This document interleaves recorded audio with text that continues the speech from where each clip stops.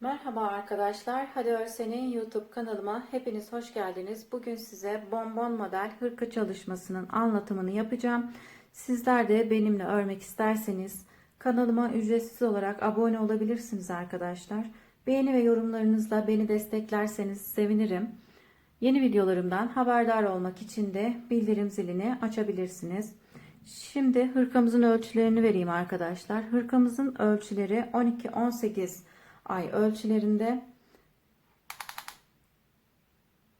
Beden genişliğimiz 27 santim. Bedenimizin uzunluğu ise 35 santim. Kol boyumuzun uzunluğu ise 32-33 santim olarak örebilirsiniz arkadaşlar. Kol evimizin uzunluğu ise 15 santim. Bundan sonraki videolarımı sizin tercihinize bırakıyorum arkadaşlar. Siz benden hangi videoyu çekmemi istiyorsanız ben de ona göre video çekmeyi düşünüyorum. Benden bebek hırkası mı yoksa bebek yeleği mi ya da bebek tulumu şapkası mı istiyorsunuz? Yorum kısmında belirtirseniz sevinirim arkadaşlar. Ben de videolarımı sizin istekleriniz üzerine çekerim. Şimdi hırkamızın yapımına geçelim. Hepimize kolay gelsin arkadaşlar. Hırkamız için gerekli olan malzemelerimiz: yakasını örmek için 3,5 numara şişe ihtiyacım var. Yakasını ördükten sonra beden kısmında 4 numaralı şişle öreceğim. İlmek sayım artınca misinalı 4 numaralı şişe geçeceğim arkadaşlar. Bir de bebe ipine ihtiyacımız var. İstediğiniz bebe ipini kullanabilirsiniz. Ben Kartopu Baby Natural kullandım. Renk kodum K 1848 arkadaşlar. İsterseniz siz de bu ipten kullanabilirsiniz. %51 akrilik, %49 koton bir ip arkadaşlar. Şimdi 3,5 numaralı şişime 81 ilmek atarak başlıyorum. 81 ilmeğimi attım.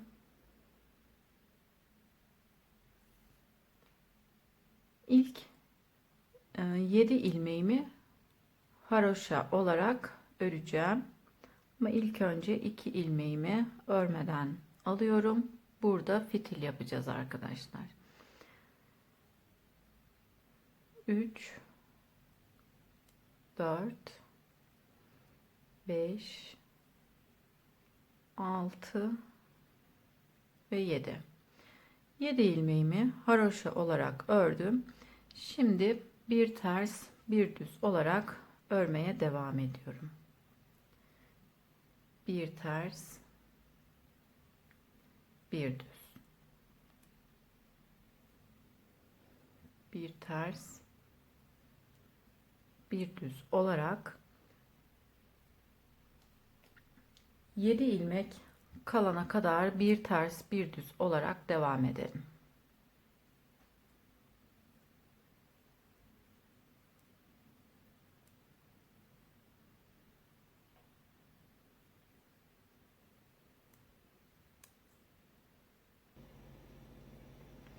Yedi ilmek kalana kadar bir ters bir düz olarak ördüm arkadaşlar. Kenardaki 7 ilmeklerimiz pat ilmeğimiz, 7 haroşa ilmeğimiz pat ilmeğimiz olacak.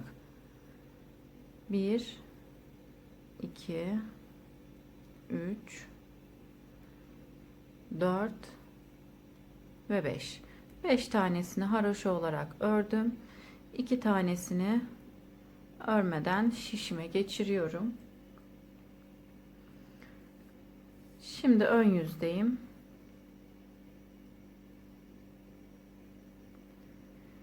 2 fitil ilmeğimi düz olarak örüyorum. 5 tane ilmeğimi de haroşa olarak örüyorum. Toplamda 7 tane pat ilmeğimiz var arkadaşlar. Şimdi yine bir düz, bir ters, bir düz, bir ters olarak devam ediyoruz.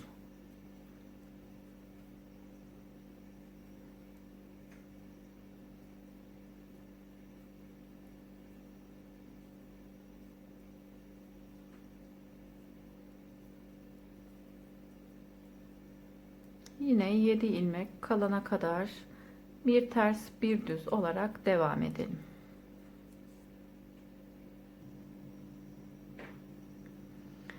Yedi ilmek kalana kadar bir ters bir düz olarak ördüm. Şimdi 5 tane ilmeğimi haroşa olarak örüyorum. İpimi şu şekilde arkaya geçirip sonda olan 2 ilmeğimi örmeden şişime geçiriyorum.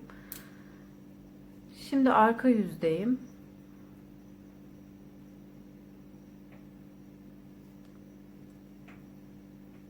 Yedi tane pat ilmeğimizi ters olarak örüyorum.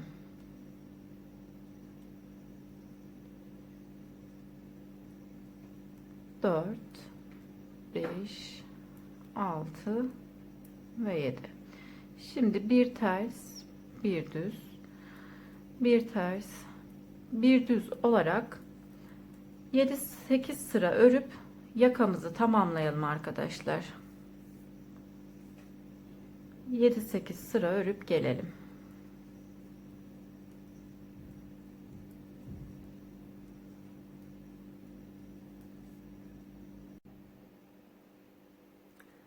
Yedi sıra bir düz bir ters olarak ördüm. Kenardaki pat ilmeklerimizi ise haroşa olarak ördük.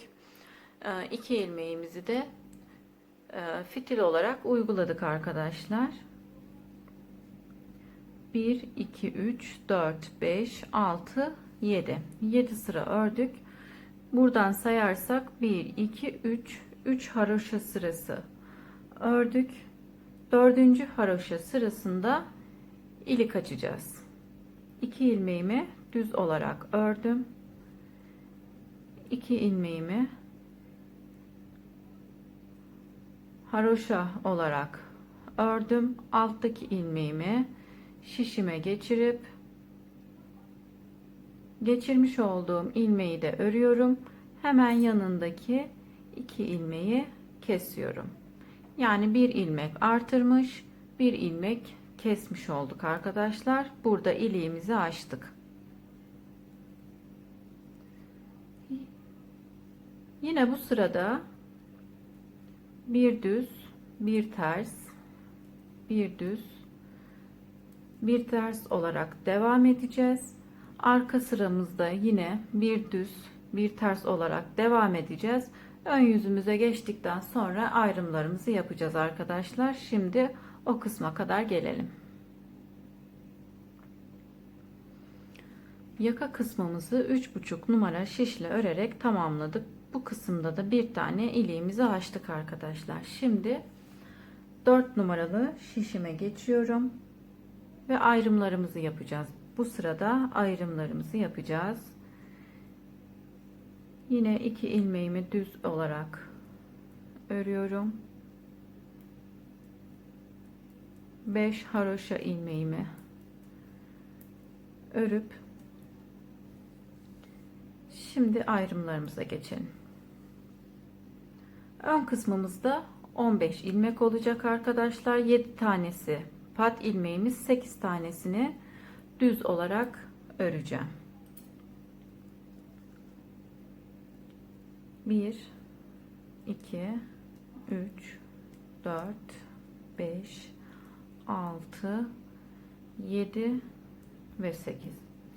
7 tane ilmeğimi düz olarak ördüm.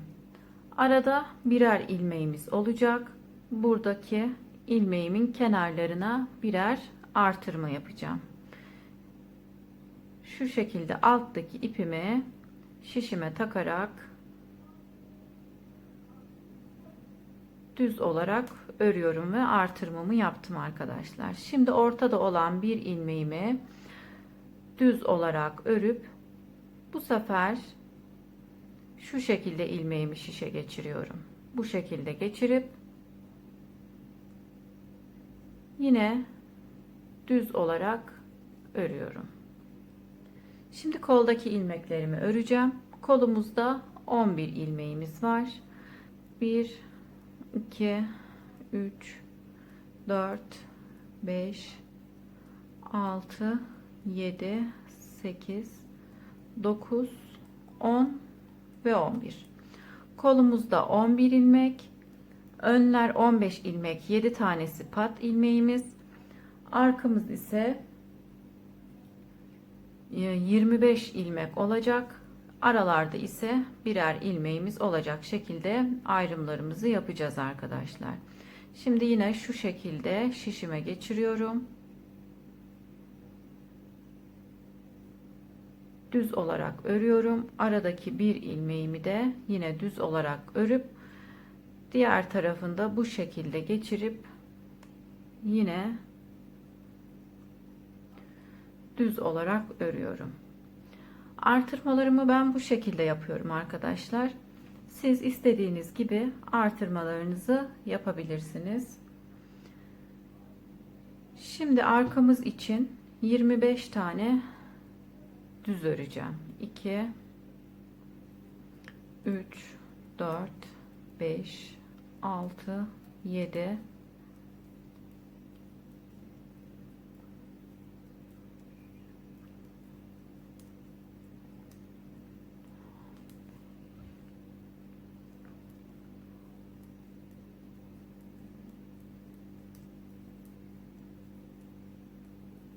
22 23 24 ve 25. Şimdi yine tekrar artırmamı yapıyorum. Şu şekilde alttaki ilmeği şişime geçiriyorum.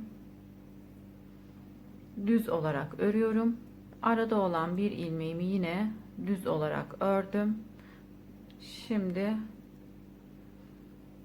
bu şekilde yine artırmamı düz olarak ördüm. Aradaki bir ilmeğimizin kenarlarına ön yüzde birer artırma yapacağız.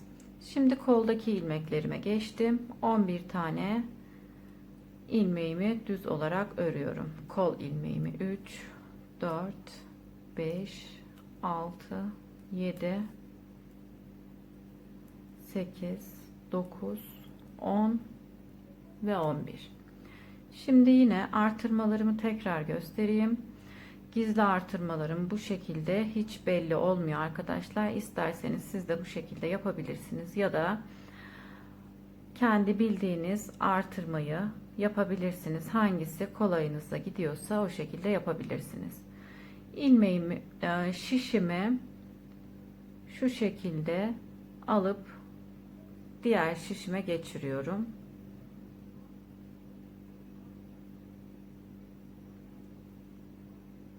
Ve düz olarak örüyorum.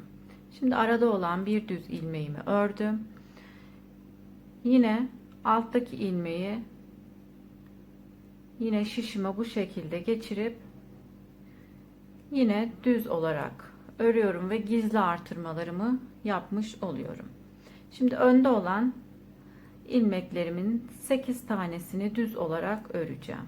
3 4 5 6 7 8. Kenarda olan ilmeklerimi de haroşa olarak örüyorum. Kenar pat ilmeklerimizi ve sonda olan 2 ilmeğimi örmeden şişime geçiriyorum ve arka yüzde ters olarak öreceğim.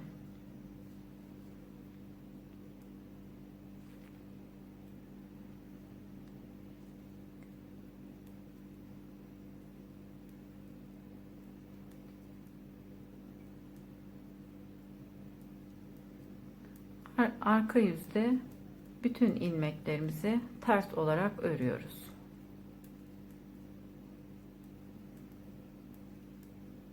Hem artırmış olduğumuz ilmeklerimizi ters olarak hem de arada olan ön yüzde örmüş olduğumuz düz ilmeğimizi de arka yüzde ters olarak örüyoruz.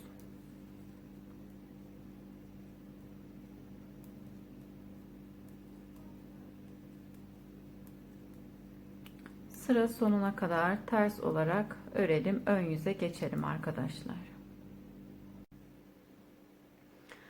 Şimdi ön yüze geçtim. 2 ilmeğimi düz olarak örüyorum.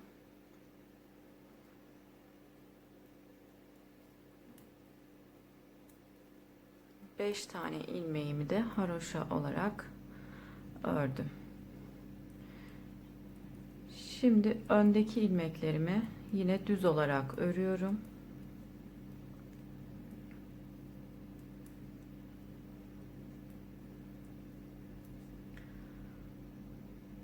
Arada olan bir düz ilmeğimizin kenarlarına yine birer artırma yapacağız. Burada düz ilmeğim kendisini belli ediyor. Siz karışıklık olmaması için ilmek ayracı kullanabilirsiniz arkadaşlar. Yine şu şekilde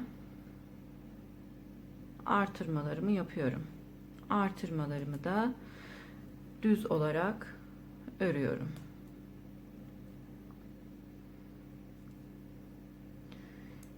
Gizli artırma olduğu için çok fazla belli olmuyor arkadaşlar. İlmek ayracı kullanırsanız rahatlıkla artırmalarınızı yapabilirsiniz. Şimdi koldaki ilmeklerimi de düz olarak örüyorum.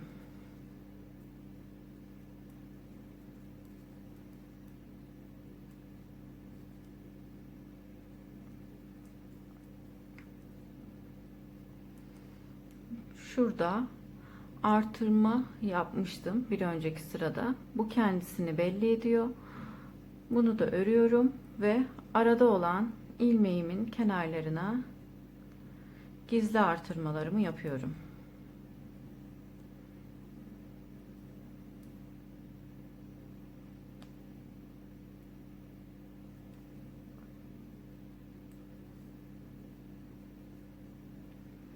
Ve arkadaki düz ilmeklerimi örüyorum. Kollarımıza bonbon modelini, bonibon da diyebiliriz arkadaşlar. Bonbon modelini uygulayacağız. Bonbon modelini uygulamamız için 6 sıra örmemiz gerekiyor. 3 sıra düz, 3 sıra ters olarak örmemiz gerekiyor. 6 sıra olunca kollarımıza bonbon modelini uygulayacağız.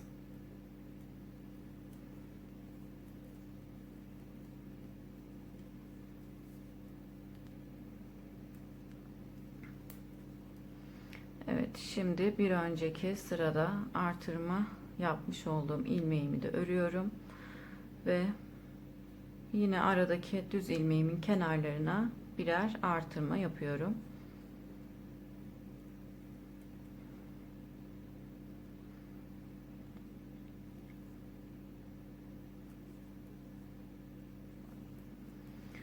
Koldaki ilmeklerimi de düz olarak örüyorum.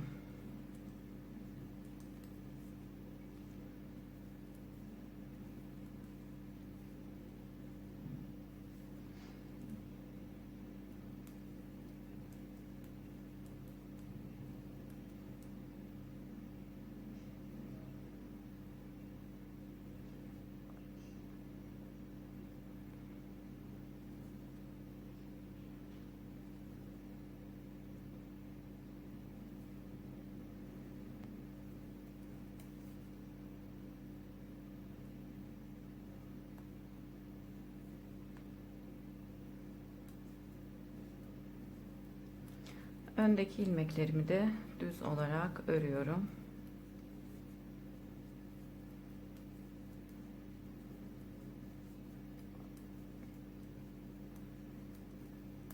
Beş haroşa ilmeğimi örüp sondaki 2 ilmeği de örmeden alıyorum. Bu hırkamızda yaka düşürme tekniğini uygulamadık arkadaşlar. Çünkü hırkamızın kendisi düz olacak. Kenar pat kısmı haroşa olduğu için kendisini biraz çektireceği için yaka düşürme tekniğini uygulamadım. Şimdi 3 sıra ördük arkadaşlar. Lastik kısmından sonra 3 sıra ördük. 1 2 3. 3 sıra daha örelim.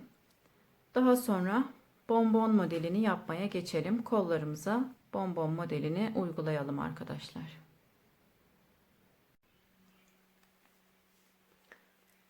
6 sıra ördüm arkadaşlar. 2 4 6.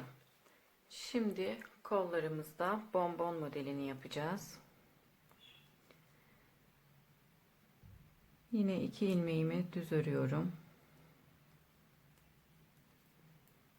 Pat kısmındaki haroşa ilmeklerimi örüp öndeki düz ilmeklerimi örüyorum.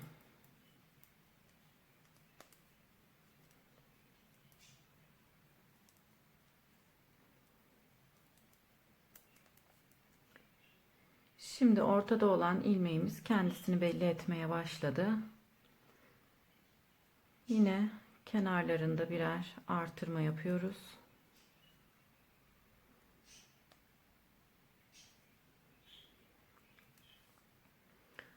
Koldaki ilmeklerimizin tek sayı olması gerekiyor arkadaşlar.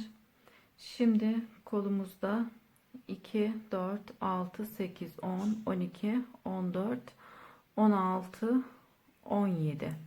17 ilmeğimiz var. Tam ortadaki ilmekten 2, 4, 6, 8. Ortadaki ilmeğimizin kenarlarına bonbon modelini uygulayacağız. 3 ilmekle bonbon modelimizi yapıyoruz. 3 ilmek ve 1 ilmek ayırıp şimdi buradaki 4 ilmeğimi örüyorum. Artırma yaptıktan sonra 4 ilmek örüyorum. Burada artırmamı yaptım. 1, 2, 3 ve 4.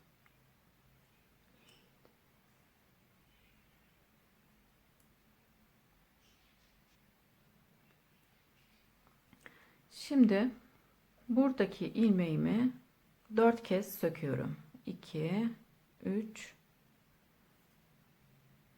ve 4. Şimdi şu şekilde ilmeğe şişimi geçirip sökmüş olduğum ilmeklerle birlikte örüyorum. Bu şekilde. Şimdi 3 ilmek örüp 1, 2 ve 3.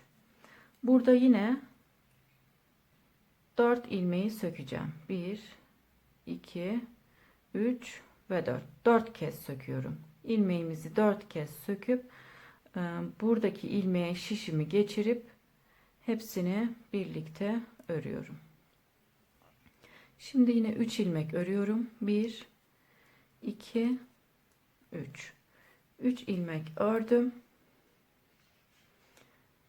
4 kez söküyorum. 1, 2, 3 ve 4. 4 kez söküp buradaki ilmeğe şişimi geçiriyorum. Bütün ilmekleri birlikte örüyorum. Evet, bakın şu şekilde bonbon modelimiz oluşmaya başladı. Ve sondaki 4 ilmeği örüp burada yine artırmamı yapıyorum.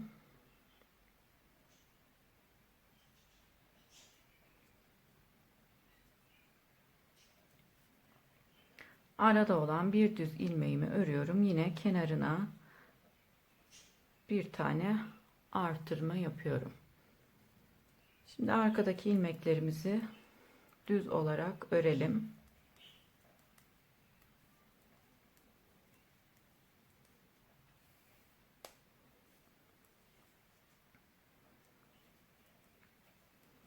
Altı sırada bir bonbon modelini yapıyoruz arkadaşlar. 3 sıra düz, 3 sıra ters olarak örüp sonraki sırada sökme işlemini yaparak bonbon modelini yapıyoruz.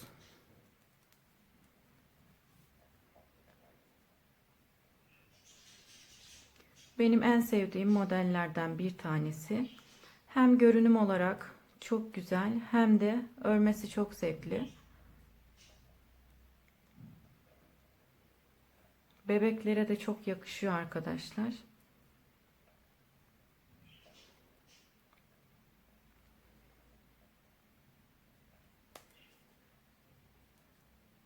Şimdi artırmamı yaptım. Artırma yapmış olduğum ilmeği saymıyorum. 4 ilmek örüyorum.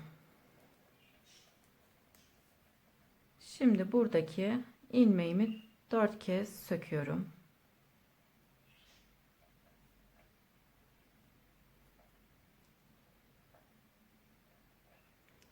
Dört kez söktüm.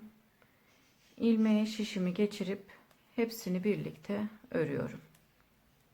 Şimdi 3 tane ilmek örüyorum. Tekrar 4 ilmek söküyorum. 1, 2, 3 ve 4. Yine hepsini birlikte örüyorum. 3 ilmek örüp 3 ilmek örüp ve yine 4 kez ilmeğimi söküp hepsini birlikte örüyorum. Yine 1, 2, 3, 4.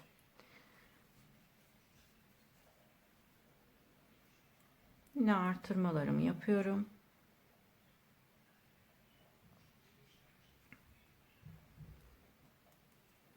Aradaki ilmeğimi düz olarak ördüm. Hemen yanına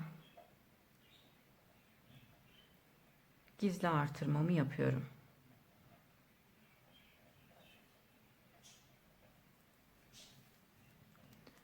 Öndeki ilmeklerimi de düz olarak örüyorum.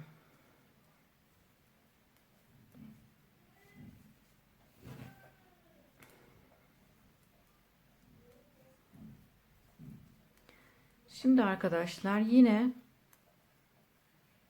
6 sıra örelim. 3 sıra ters, 3 sıra düz olarak örelim. Yine tekrar bonbon modelimizi kollarımızda uygulayalım arkadaşlar. Toplam 6 sıra örüp gelelim. Şimdi 6 sıraya tamamladım arkadaşlar. 3 düz, 3 de ters sıra örüp geldim. Şimdi 2 ilmeğimi yine düz örüyorum. Pat ilmeklerimi örüyorum.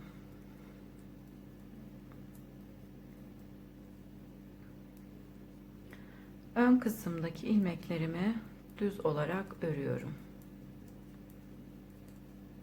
Şimdi bu sırada yine bonbon modelimizi yapacağız.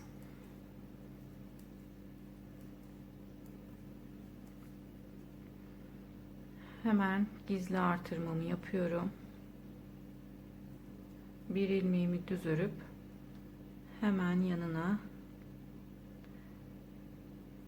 yine bir gizli artırma yapıyorum. Şimdi arkadaşlar kola geçtim. Bu sırada yine bonbon modelimizi yapacağız. Sökmüş olduğumuz sırayı da sayarak toplamda 6 sıra ördük arkadaşlar. Şu şekilde de sayabiliriz. Burada olan büyük ilmeğimizi de sayarak 1, 2, 3, 4, 5 ve şişimizdeki sırayı da sayarak toplamda 6 sıra ördük. Şimdi modelimizi kaydırarak yapacağız. Her model birbirinin üzerine gelmeyecek, aralara gelecek şekilde ayarlayacağız arkadaşlar. Şimdi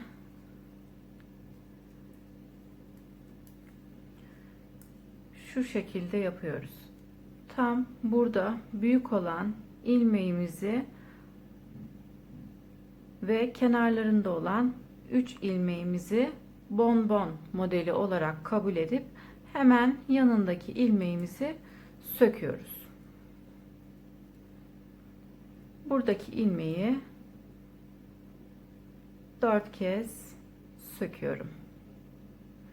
Ve ilmeği şişime geçirip sökmüş olduğum ilmeklerle birlikte hepsini örüyorum.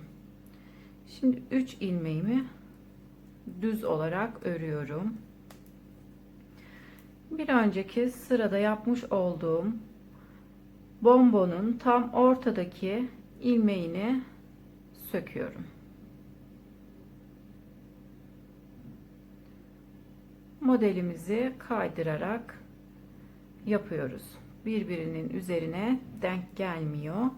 Tam aralara denk gelecek şekilde modelimizi koyuyoruz. Şimdi 3 ilmeğimi örüyorum. Bakın ortadaki 3 ilmeğim bir önceki sırada sökmüş olduğum ilmeğin tam üzerinde. Yine 4 kez söküp hepsini birlikte örüyorum. Yine 3 ilmek örüp hemen yanındaki ilmeği 4 kez söküp hepsini birlikte örüyorum.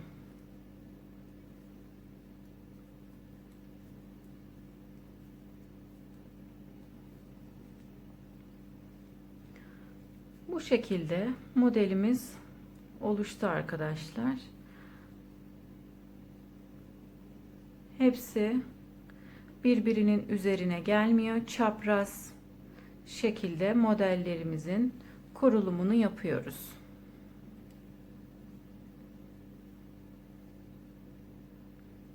Yine gizli artırmalarımı yapıyorum.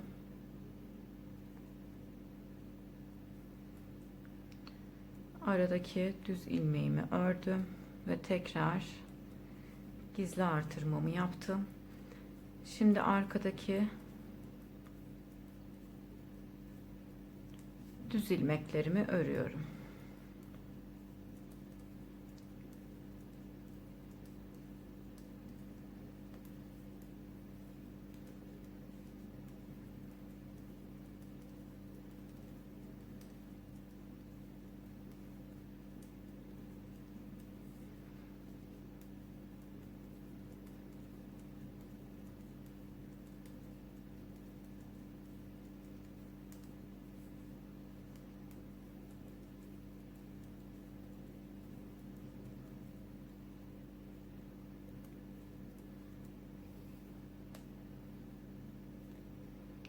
Şimdi burada yine gizli artırmamı yapıyorum.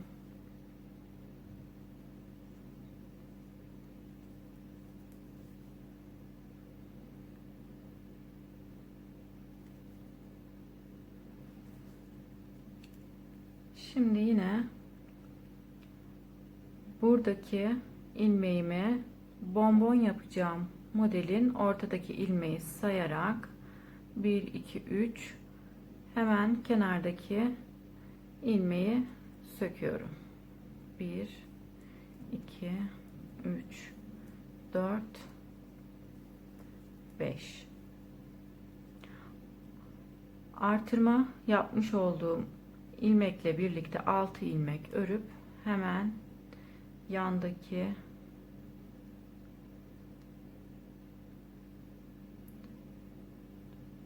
ilmeği 4 kez söküyorum.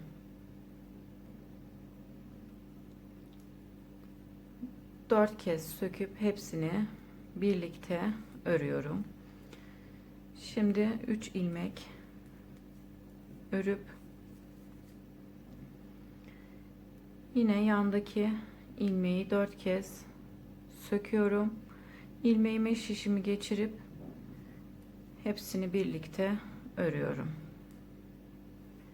1 2 3 ilmek örüp 1 2 3 4 kez söküyorum ve bütün ilmekleri birlikte örüyorum.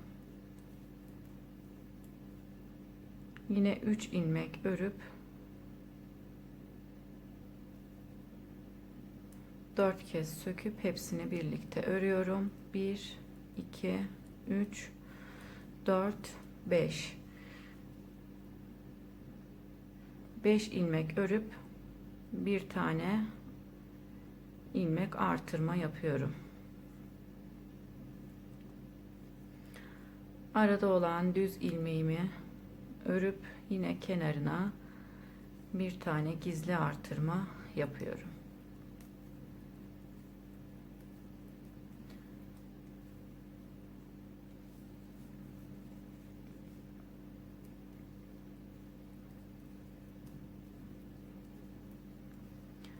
Bu şekilde örmeye devam edelim arkadaşlar. Koltuk altına kadar örerim. Bu sırayı bir sıra sayıp daha sonra Yine 5 sıra örüp ön yüze geldiğimiz zaman yine bonbon modelini bu defa buradaki bonbon modelimizin üzerine gelecek şekilde yapalım arkadaşlar. Şimdi biraz ilerleyip gelelim. Birkaç sıra örerek ilerledim. Şimdi bu sırada ilik açacağım arkadaşlar.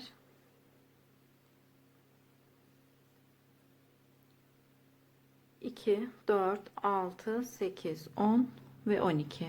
12 haroşa sırasında ilik açalım. İlmek sayım arttığı için misinalı şişe geçtim arkadaşlar. 2 ilmeğimi düz ördüm. 2 ilmeği ters örüyorum. Daha sonra alttaki ipi şişime geçirip onu da örüyorum ve yanındaki 2 ilmeği birlikte örerek kesiyorum ve iliğimi açıyorum arkadaşlar.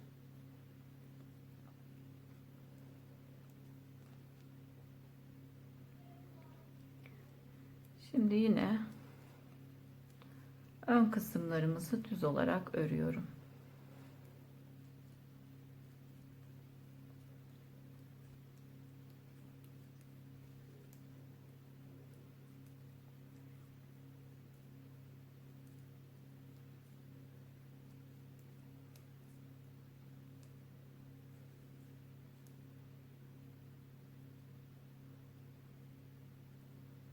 Artırmamı yaptım. Aradaki düz ilmeğimi ördüm ve tekrar artırma yaptım. Kolumuzda bonbon modelini yapmaya devam ediyoruz. 6 sırada bir bonbon modelini koyuyoruz. Şimdi 1, 2, 3 şişimizdekini de sayarsak 4 sıra olmuş arkadaşlar. Bir sıra gideceğim ve arka yüzde de bir sıra ördükten sonra ön yüzüme geçtiğim zaman bonbon modelini yine koyacağım.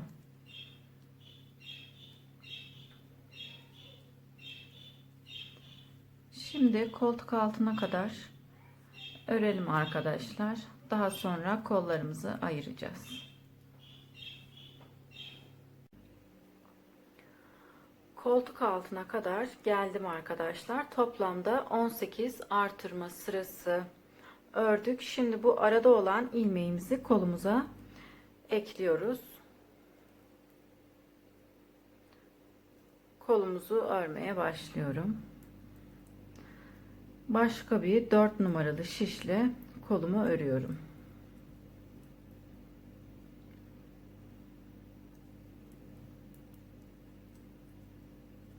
Bu sırada yine modelimizi yapacağız. 1, 2, 3, 4. 4 ilmeği söküp hepsini birlikte örüyorum arkadaşlar.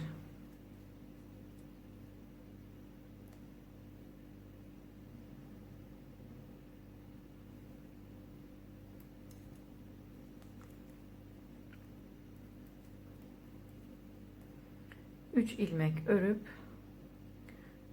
ilmeğimi 4 kez söküyorum ve hepsini birlikte örerek modelimi yapıyorum.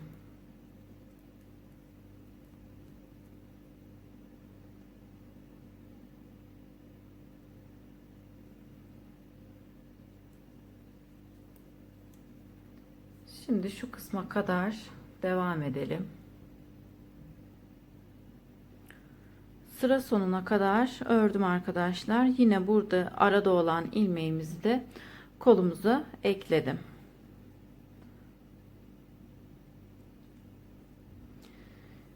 Şimdi kolumuzda herhangi bir kesim işlemi yapmadan örmeye devam edeceğim. Yine modellerimizi yaparak kolumu öreceğim arkadaşlar. Kolumuzu örüp biraz ilerleyelim. Daha sonra kaç santim ördüğümü size söyleyeceğim.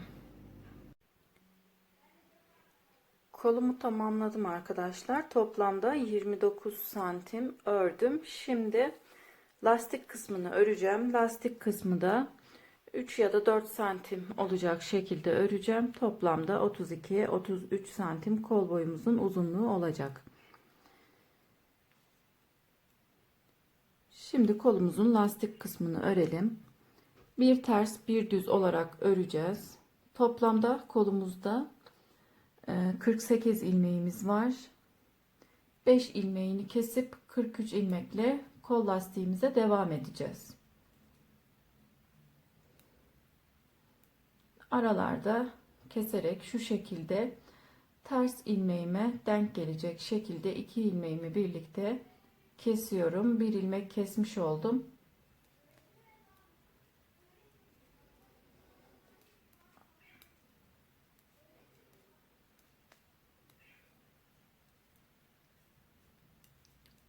Şimdi bir ilmek daha keselim.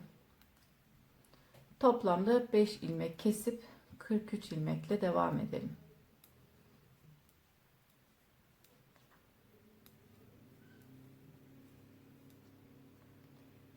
Şimdi yine bir ilmek daha kestim.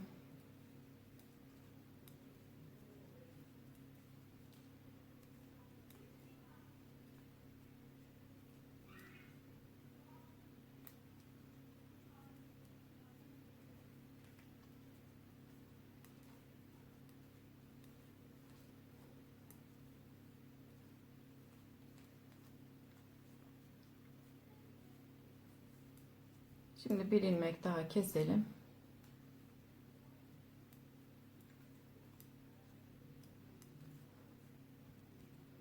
Beş ilmek kesmiş olduk arkadaşlar. Bir ters bir düz olarak 8-9 sıra örelim arkadaşlar. Daha sonra kolumuzun kesimini yapacağız. Bir ters bir düz olarak 8 sıra ördüm arkadaşlar. Şimdi kolumuzu nasıl kesiyorum onu göstereceğim. Ters ilmeklerimi ters, düz ilmeklerimi düz olarak örüp kesiyorum. Şimdi ters ilmeğimi örüyorum. Ters ilmeğimi arkadan ilmeği geçirerek kesiyorum. Şimdi düz ilmeğimi düz olarak ördüm. İpim arkada olduğu için şişimi önden geçirip kesiyorum. Şimdi ipimi öne alıyorum. Ters olarak örüp ilmeği arkadan geçirip kesiyorum. Şimdi ipimi arkaya aldım. Düz olarak örüyorum. İpim arkada olduğu için buradaki ilmeği şişime önden takıp üzerinden geçirerek kesiyorum. Şimdi ters olarak ördüğüm ilmeği ipim önde olduğu için arkadan öne doğru geçiriyorum. Bu şekilde kesmiş oluyorum arkadaşlar. İsterseniz siz de bu şekilde kesebilirsiniz. Ya da nasıl kesiyorsanız o şekilde kesip kolumuzu bitirelim arkadaşlar. Daha sonra ipimizi bu kısımdan bağlayıp diğer kolumuza kadar örelim. Bu kolumuzu da diğer kolumuzun uzunluğu kadar örüp yine bilek kısmında 5 ilmek kesip bir ters bir düz olarak 8 sıra örüp kolumuzu bitirelim arkadaşlar. Daha sonra beden kısmına birlikte geçeriz. Bu kolumuzu da tamamladım arkadaşlar. Daha sonra şu kısımdan ipimi bağlayıp bu şekilde geldim. Şimdi arka yüze geçiyorum.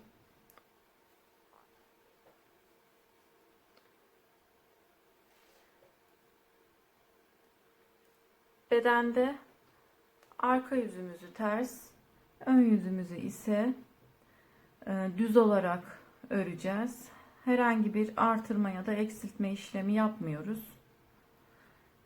Şişimizde olan ilmeklerimizi öreceğiz arkadaşlar.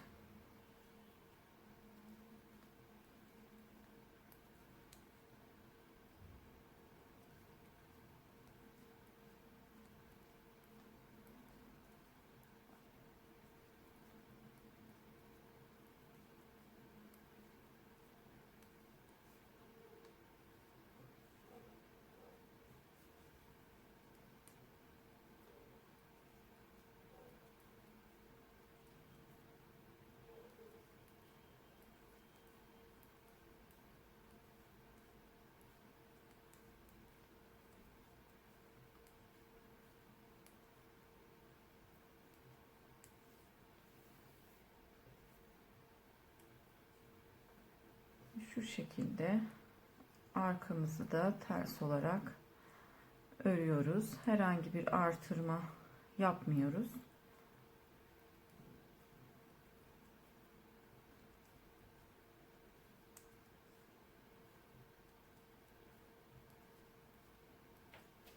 Şimdi bedenimizi lastik kısmına kadar örelim arkadaşlar. 12 sırada bir ilik açmayı unutmayalım. 12 haroşa sırasında. Şimdi bedenimizi lastik kısmına kadar örelim. Daha sonra da lastik kısmına geçelim. Lastik kısmına kadar ördüm arkadaşlar. Şu şekilde bedenimizin boyu 32 santim. 3 sırada lastik kısmını ördükten sonra toplamda 35 santim bedenimizin boyu olacak arkadaşlar. Şimdi lastik kısmına geçebiliriz. Şu an toplamda 4 tane iliğimiz var. Bir tane daha açacağım. 5 tane iliğimiz olacak arkadaşlar. 1, 2, 3, 4. Lastik kısmında da bir tane ilik açacağım ve 5 tane iliğimiz olacak.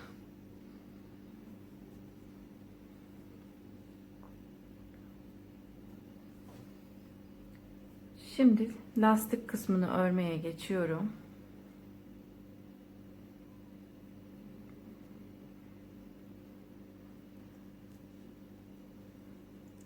Haroşa kısmımızı devam ediyoruz. Pat kısmımızı yine lastik kısmında öreceğiz arkadaşlar.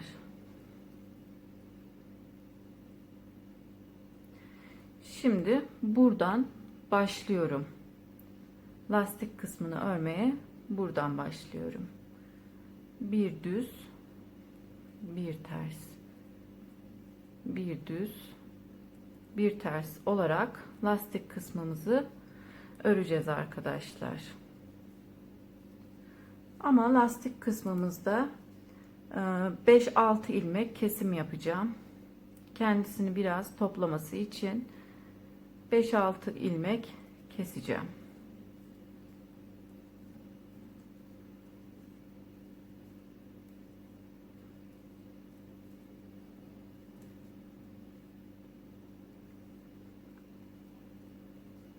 Şimdi bir tanesini keselim.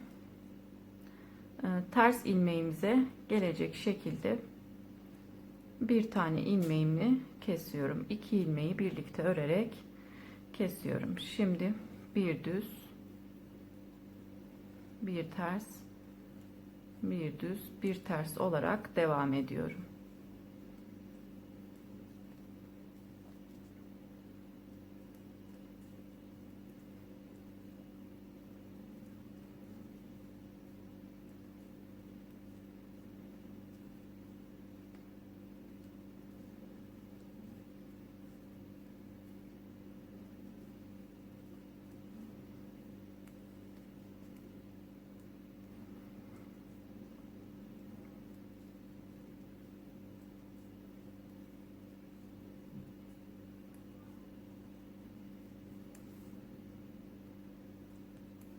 Şimdi bir tane daha keselim. Yine ters ilmeğimize denk gelecek şekilde kesiyorum.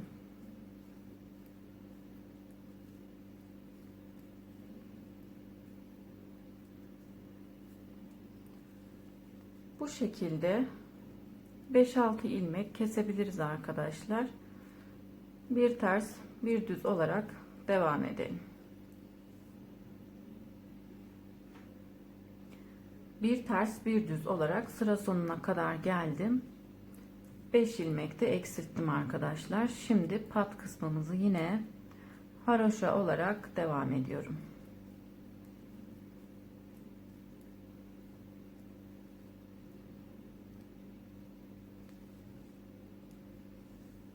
Arka kısmımızda ön yüzde örmüş olduğumuz düz ilmeklerimizi ters ilmeklerimizi düz olarak örelim arkadaşlar. Toplamda 8 sıra olunca kesim yapacağız. Şimdi örüp gelelim.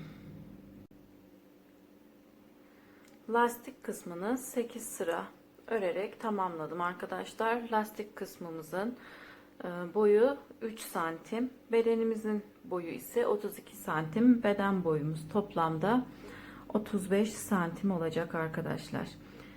Şimdi kesim işlemine geçebiliriz. 2 düz ilmeğimi yine düz olarak örüyorum.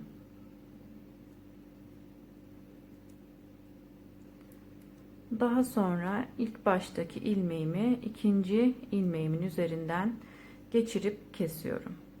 Şimdi burada ipimi öne alıyorum. Haroşa olarak örüp kesiyorum. Pat kısmımızı bu şekilde haroşa olarak örüp keseceğiz arkadaşlar.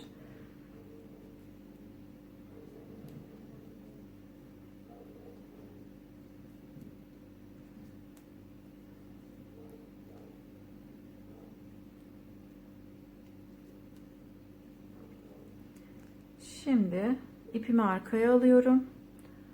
Buradaki düz ilmeğimi düz olarak örüp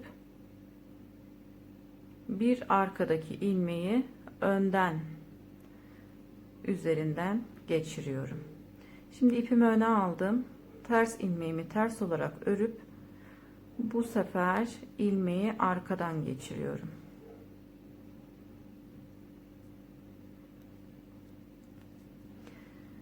Yani düz ilmeklerimizi düz olarak örüyoruz. Ters ilmeklerimizi ters olarak örüp kesim yapıyoruz.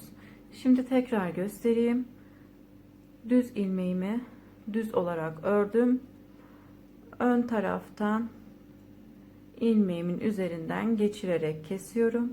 Şimdi ipimi öne alıyorum. İlmeğimi ters olarak ördüm. Bu defa arkadan üzerinden geçirip kesiyorum. Şimdi ipimi arkaya aldım. Düz ilmeğimi düz olarak örüp ön kısımdan üzerinden geçiriyorum. Şimdi ters ilmeğimi ters olarak örüp arkadan üzerinden geçirdim. Bu şekilde kesim işlemimizi yapıyoruz arkadaşlar. Sıra sonuna kadar bu şekilde keselim, hırkamızı tamamlayalım. Hırkamı tamamladım arkadaşlar. Kollarımız bu şekilde, bedenimiz ise bu şekilde arkadaşlar. Beni izlediğiniz için teşekkür ederim arkadaşlar. Yeni videolarımda görüşmek üzere. Şimdilik hoşça kalın.